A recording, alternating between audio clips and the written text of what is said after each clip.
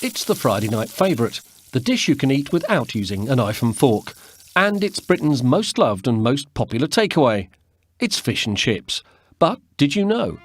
It was at the beginning of Queen Victoria's reign that fried fish began being sold as leftovers to the working classes at London's Billingsgate Market. Alexis Soyer, the celebrity chef of the time, used to eat it with his fingers on the way home from work. When Charles Dickens' Oliver Twist said, "Please sir, can I have some more?" he could easily have been referring to our favourite dish. Dickens mentions a fried fish warehouse in Oliver Twist. During this time, fish would be served with either bread or baked potatoes. It's a north-south divide.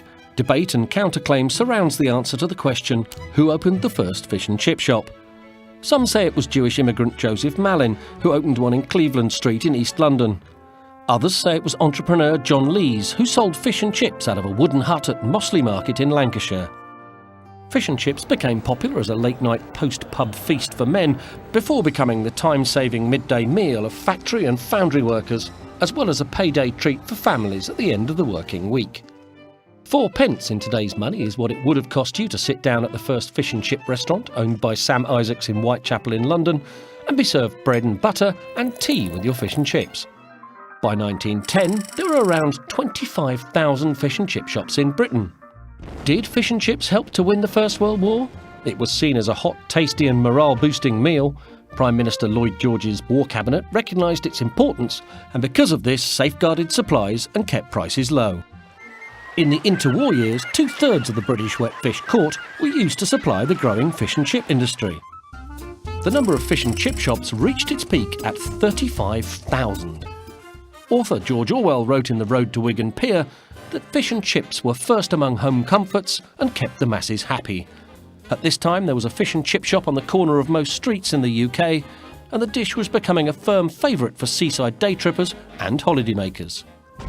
During the Second World War, ministers made sure that fish and chips were one of the few foods that weren't rationed. Meanwhile, the deep-sea trawling industry also played a key part during wartime, as experienced seamen were highly sought after by the Navy. Curry and spice and all things nice, including fish and chips.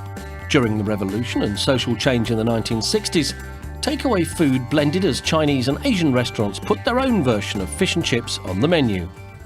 Wrapped in the day's newspaper, that's how people before the 80s enjoyed their takeaway fish and chips. This ended when it was ruled unsafe for the food to come into contact with newspaper ink. The first Fish and Chip Awards, organised to honour the tastiest and the best in the industry, took place in London. 7 million portions of fish and chips are consumed every week in the UK, 380 million portions a year. There are 8 fish and chip shops to every McDonald's restaurant in the UK, and now the dish has gone global. It's a favourite around the world and a must-have on the bucket list for visitors to the UK.